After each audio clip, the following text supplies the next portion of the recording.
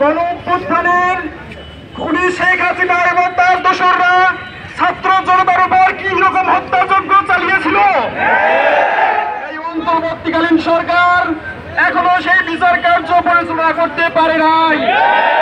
আমরা এর দ্রুত বিচার দাবি করছি। আপনারা জানেন চট্টগ্রামে আমাদের ভাই সাইফুল ভাইকে ইসকনের জঙ্গি সন্ত্রাসীরা কিভাবে হত্যা করেছে। আমরা এর দ্রুত বিচার চাই। স্বৈরাচার শেখ হাসিনা যেভাবে বাংলায় ঠাঁই পায় নাই, ছাত্র জনতা সেভাবে ইসকনকে রুখে দিতে প্রস্তুত। ধন্যবাদ জানিয়ে আমি আমার কথা শেষ করছি। আসসালামু আলাইকুম।